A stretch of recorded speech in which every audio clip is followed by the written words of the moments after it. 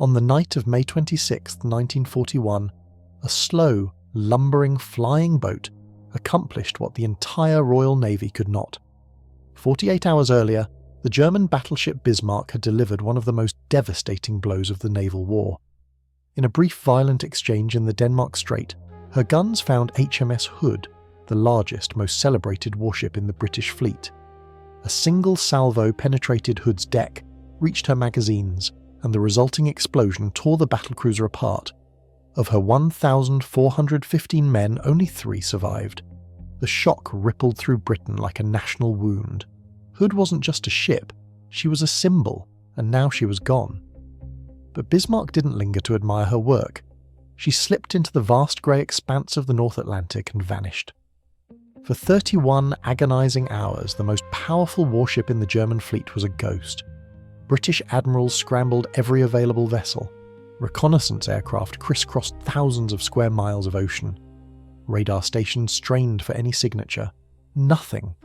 The Bismarck had disappeared, and with every passing hour she crept closer to the safety of occupied France.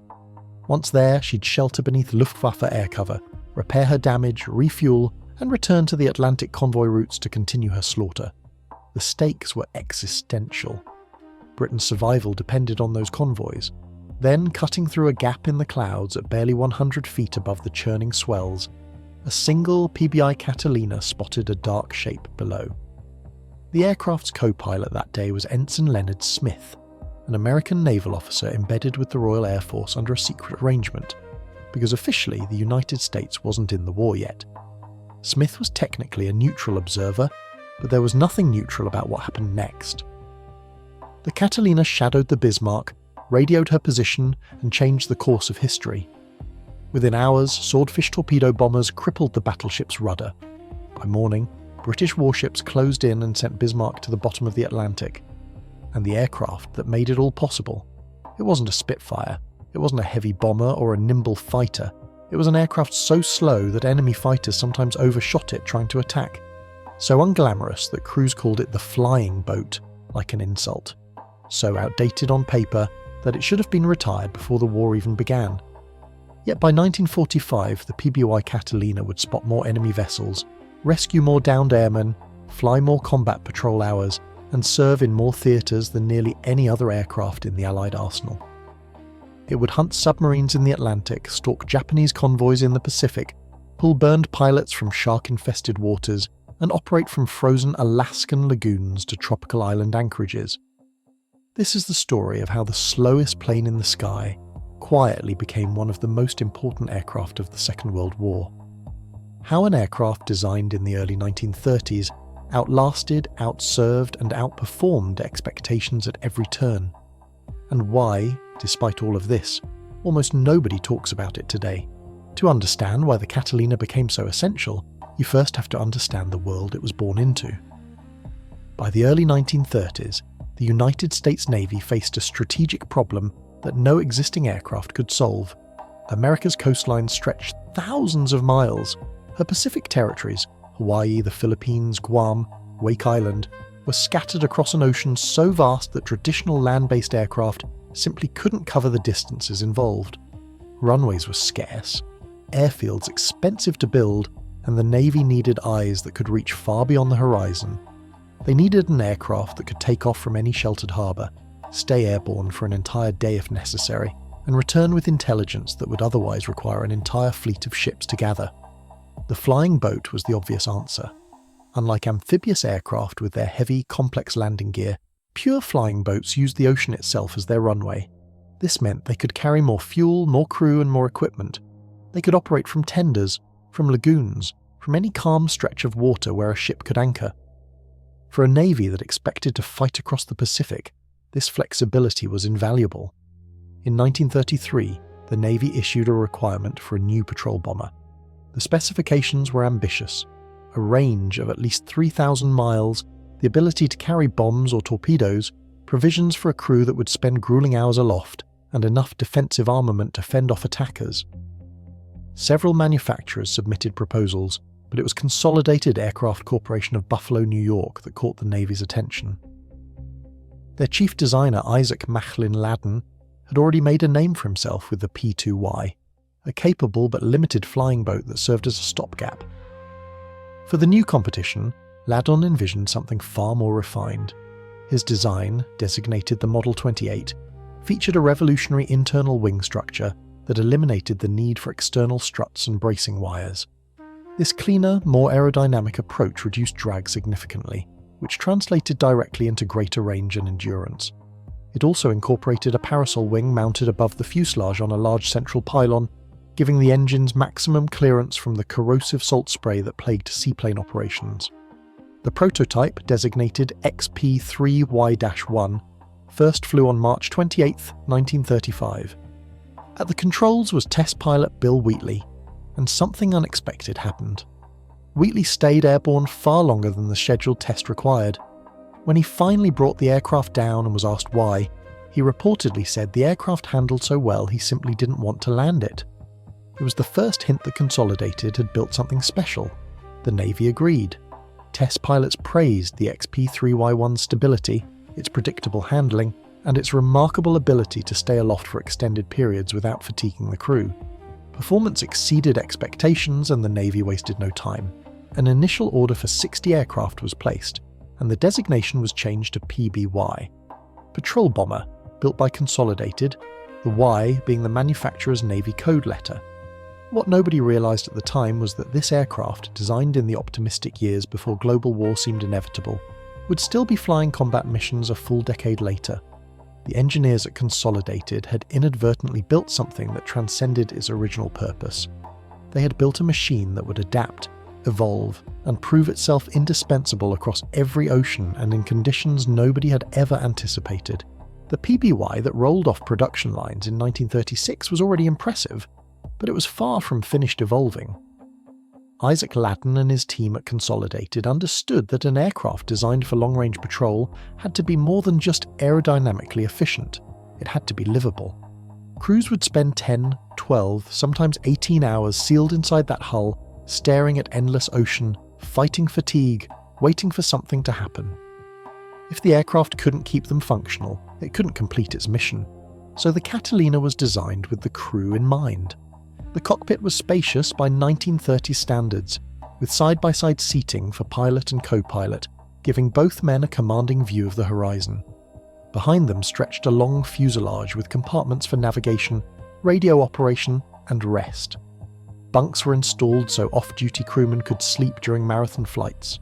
A small galley allowed for hot coffee and basic meals. The smell of salt, engine oil, and brewing coffee would become the defining scent of life aboard a Catalina. But comfort meant nothing without capability, and here the Catalina continued to impress. The aircraft's retractable wingtip floats were a stroke of engineering elegance. When the Catalina was in the water, the floats extended downward to stabilize the aircraft during taxiing, takeoff, and landing. Once airborne, they retracted upward to become the wingtips themselves, reducing drag and improving fuel efficiency. It was a simple solution to a complex problem, and it became one of the Catalina's signature features. Consolidated bet everything on this aircraft. In 1935, the company made a bold gamble, relocating their entire manufacturing operation 2,500 miles from Buffalo, New York to San Diego, California. The reason was simple. San Diego offered year-round flying weather and calm Pacific waters, perfect conditions for testing and refining seaplanes. It was a massive corporate risk. If the PBY failed, the company might not survive the move. It didn't fail. The early PBY-1 through PBY-4 variants saw steady improvements in the California sun. Engines were upgraded from the original 825 horsepower Pratt & Whitney R1830 twin Wasps to progressively more powerful versions. Fuel capacity increased. Defensive armament evolved from single .30 caliber machine guns to twin .50 caliber mounts in the waist blisters, those distinctive teardrop-shaped observation bubbles that gave the Catalina its unmistakable silhouette. Then came the most significant upgrade of all, the PBY-5A. Introduced in 1939, the PBY-5A was the first amphibious variant. A sturdy tricycle landing gear was added, allowing the Catalina to operate from both water and conventional runways. This dramatically expanded the aircraft's operational flexibility. Now a Catalina could land at a forward airstrip to refuel, transfer wounded personnel, or pick up supplies, then return to water operations without missing a beat. The added weight of the landing gear reduced range slightly, but the tactical advantages were overwhelming. By the time war broke out in Europe, Consolidated had built nearly 200 Catalinas, with orders accelerating rapidly. The Royal Air Force, desperate for long-range maritime patrol aircraft, purchased Catalinas through back channels even before Lend-Lease made such transfers official. Canada began licensed production, Australia soon followed. What had started as a straightforward Navy patrol bomber was transforming into something far more versatile. Consolidated had built an airframe so adaptable, so fundamentally sound, that it could absorb modification after modification without complaint, and that adaptability would soon be tested in ways nobody had imagined. The Catalina entered squadron service with VP-11F in October 1936, and almost immediately, the Navy began pushing its limits. In January 1937, 6 Catalinas attempted something unprecedented, a non-stop formation flight from San Diego to Hawaii, a distance of over 2,400 miles across open Pacific. No patrol aircraft had ever made this journey before. The flight would prove whether the Catalina could truly serve as the Navy's long-range eyes across the vast Pacific theatre. 21 hours and 48 minutes later, all 6 aircraft touched down in Pearl Harbor. The crews had barely slept. Some had to be helped from their cockpits, legs numb, eyes hollow from staring at instruments through the night. The flight proved the Catalina could cross oceans. It also proved that the men inside had limits the machine did not. This tension between mechanical endurance and human endurance would define early Catalina operations. Crews flew endless hours over empty ocean, scanning the horizon for ships, submarines, anything that might threaten American interests. The missions were monotonous by design. The goal was to see without being seen, to gather intelligence, to serve as the fleet's distant eyes. But monotony bred complacency, and complacency in aviation is dangerous. The drone of the twin Wasp engines became hypnotic. Men fell asleep at their stations, navigators made errors, radio operators missed signals. The aircraft could stay airborne far longer than its crew could remain effective. The Navy responded with procedural changes. Crews were rotated through rest periods during flight. Mandatory activity schedules were implemented. Coffee consumption became almost ritualistic. But the underlying problem remained. The Catalina could outfly the men inside it. Then, there were the structural issues. The Catalina's hull, designed to withstand the stresses of water landings, proved vulnerable in unexpected ways. Saltwater corrosion attacked aluminum skin and fittings relentlessly. Maintenance crews fought a constant battle against the sea itself, scrubbing, treating and replacing components that the Pacific tried to eat alive. Squadrons operating from tropical anchorages discovered that warm, humid conditions accelerated corrosion dramatically. Aircraft that looked pristine from a distance revealed blistering paint and pitted metal up close. Rough water operations posed another challenge. The Catalina handled calm seas beautifully, but the ocean was rarely calm. Swells of 6 feet or more turned takeoffs and landings into bone-jarring ordeals. The hull would shudder and groan, spray exploding across the windscreen, vibrations rattling through the airframe until the aircraft finally broke free of the water's grip. Hulls cracked, rivets popped, blisters flooded. Engines too demanded constant attention. The Pratt & Whitney twin Wasps were reliable by the standards of the era, but salt air fouled carburetors, corroded spark plugs, and contaminated oil systems. Maintenance crews developed elaborate pre-flight rituals, washing engines with fresh water after every mission, coating exposed components in protective grease, praying that the next flight wouldn't end with a dead engine over open ocean. Despite these challenges, the Catalina proved itself adaptable. Problems were identified, reported and addressed. Consolidated issued modification kits. Maintenance protocols improved. Crews learned the aircraft's quirks and worked around them. By 1940, Catalina squadrons had logged hundreds of thousands of flight hours across the Pacific, Atlantic and Caribbean. The aircraft's reputation was solidifying. Not glamorous, not fast, not flashy, but utterly dependable when it mattered. And soon, it would matter more than anyone anticipated. When Britain went to war in September 1939, she faced an enemy she couldn't see. German U-boats prowled the Atlantic shipping lanes with devastating efficiency. Convoys carrying food, fuel and weapons from North America were being picked apart by wolf packs hunting beneath the waves. Merchant ships sank by the hundreds, sailors drowned by the thousands. Winston Churchill would later admit that the U-boat threat was the only thing that truly frightened him during the entire war. Britain needed aircraft that could hunt submarines across vast stretches of ocean, and she needed them immediately. The Royal Air Force's Coastal Command operated a hodgepodge of outdated bombers and inadequate flying boats, none of which had the range or endurance to close the deadly gap in mid-Atlantic, where convoys sailed without air cover. That gap was a killing ground. The Catalina changed everything. The first PBY-5s arrived in Britain in early 1941 under Lend-Lease arrangements, and Coastal Command crews quickly discovered what their American counterparts already knew. This aircraft could stay airborne forever. Patrols of 16, 18, even 20 hours became routine. Catalinas flew out from bases in Scotland, Northern Ireland, Iceland and Gibraltar, pushing deep into the Atlantic where no patrol aircraft had reached before. The work was exhausting and terrifying in equal measure. Crews searched for submarines that rarely surfaced in daylight. When a U-boat was spotted, the Catalina would attack with depth charges, trying to bracket the diving submarine before it escaped into the deep. Success required precision, timing, and no small amount of luck. Get it wrong, and the submarine vanished.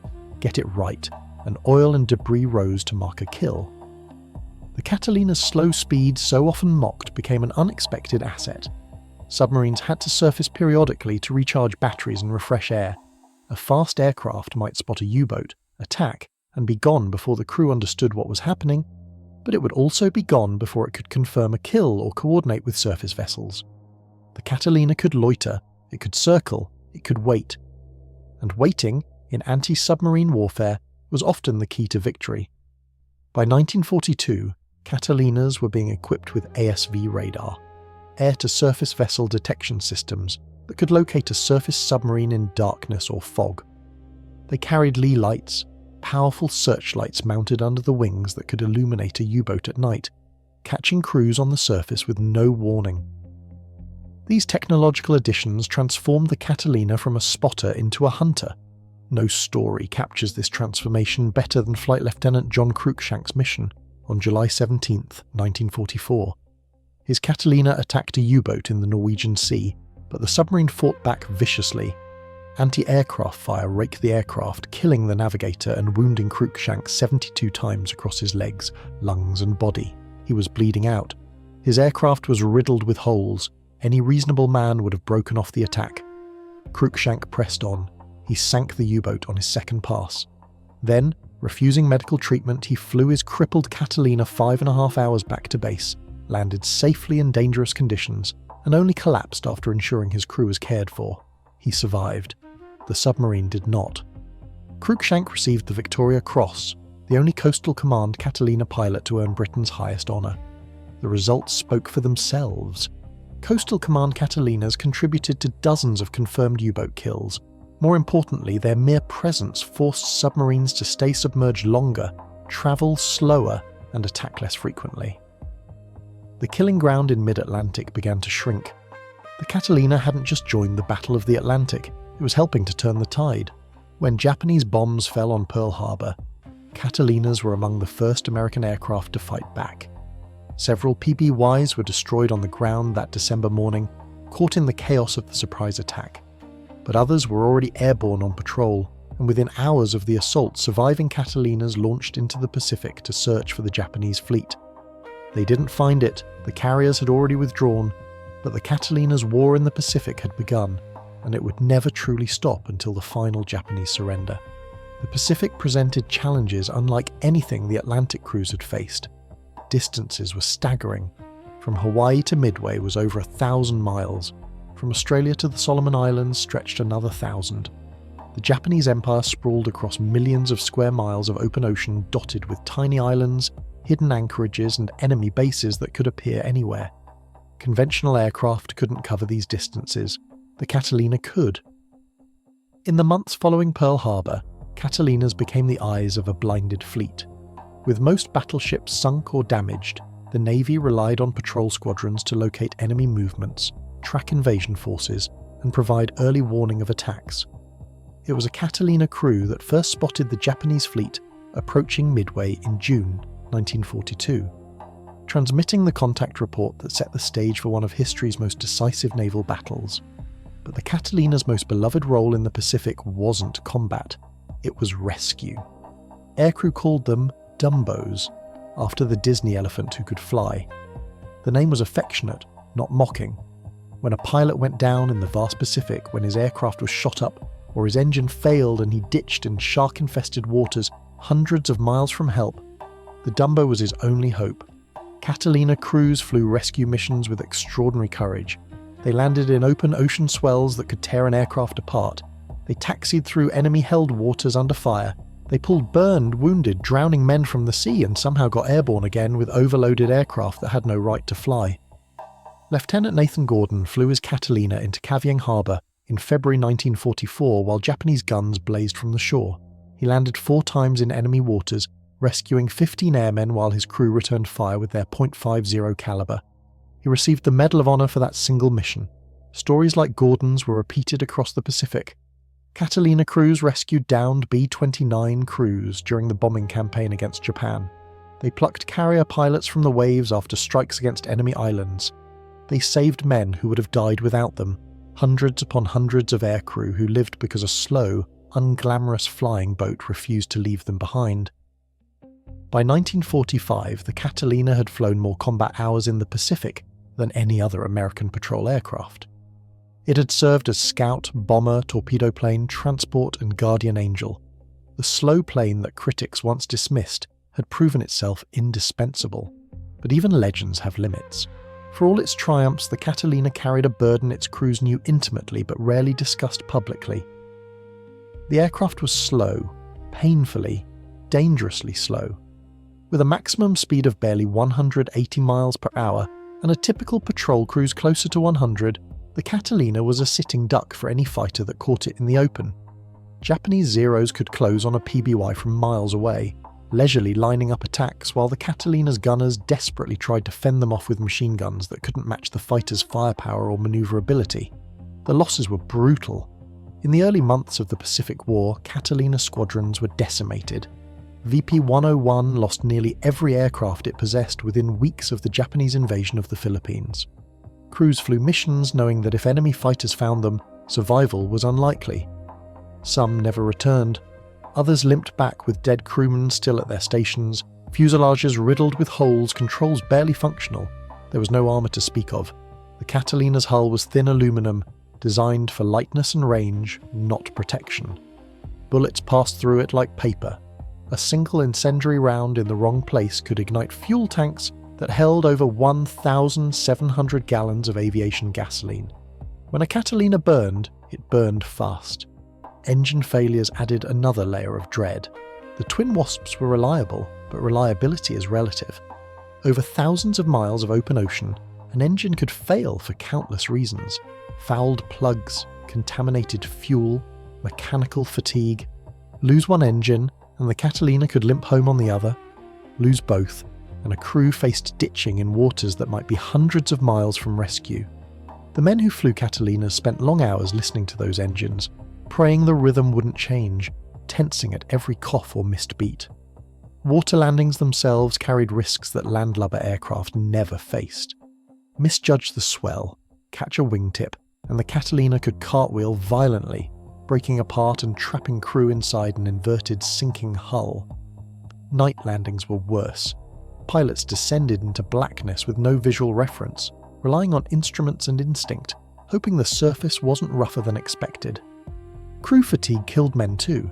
Missions stretching beyond 20 hours pushed human endurance past safe limits. Exhausted pilots made errors. Navigators miscalculated. Radio operators missed critical signals. The official reports called these incidents operational losses, but everyone understood what that meant. The aircraft hadn't failed. The men inside, pushed beyond their limits, simply couldn't perform. And then there were the ones who simply vanished. Aircraft that took off on routine patrol and never returned. No distress call, no wreckage, no explanation. The Pacific swallowed them whole, leaving nothing but empty bunks and unanswered questions. Families received telegrams with that awful word, missing. The Catalina gave everything it had, but what it had wasn't always enough to bring its crews home. Those who survived understood this truth intimately. They loved the aircraft anyway. They had to. It was all they had between themselves and an ocean that offered no mercy. When the last shots of the Second World War fell silent, the Catalina's work was far from over. In the immediate post-war years, PBYs continued flying patrol missions across the Pacific, helping to locate and repatriate prisoners of war scattered across former Japanese-held territories. They searched for missing aircraft, surveyed remote islands, and supported occupation forces in Japan and Korea. The aircraft that had fought so hard was now helping to rebuild. But the world was changing. Jet engines were revolutionizing aviation. Faster, more capable patrol aircraft entered service. The Lockheed P-2V Neptune, the Martin P-5M Marlin. The flying boat era was ending. By the early 1950s, most military Catalinas had been retired from frontline service, replaced by aircraft that could fly higher, faster, farther. Yet the Catalina refused to disappear. Surplus PBYs found second lives across the globe. Brazil operated them into the 1980s. Chile, Argentina and Peru used them for coastal patrol and search and rescue well into the post-war decades. Canada's bush pilots discovered that the Catalina was nearly perfect for accessing remote northern lakes inaccessible by any other means. Firefighting services converted them into water bombers, scooping thousands of gallons from lakes and dropping them on forest fires. The same hull designed to survive Atlantic swells could survive repeated water drops onto burning timber. Today, over 80 years after the prototype first flew, Catalinas still take to the sky. A handful of airworthy examples operate as warbirds, airshow performers, and museum aircraft. Collectors pay staggering sums to restore them. Enthusiast groups dedicate themselves to preserving every surviving example. Why does the Catalina endure when so many of its contemporaries have vanished? Perhaps because it represents something aviation rarely celebrates: quiet, unglamorous competence.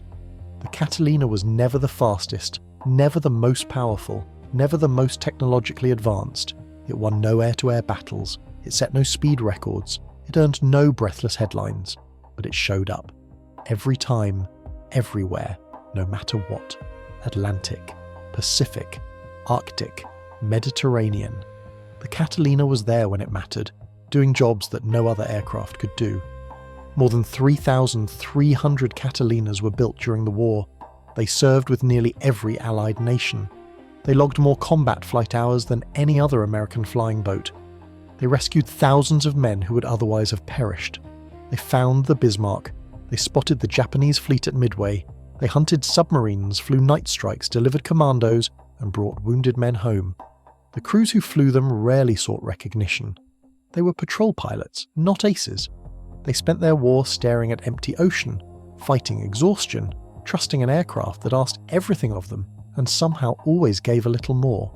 The PBY Catalina quietly became one of the most important aircraft of the Second World War because it did what was needed, when it was needed, without complaint and without fanfare. And that perhaps is the highest compliment any aircraft can receive.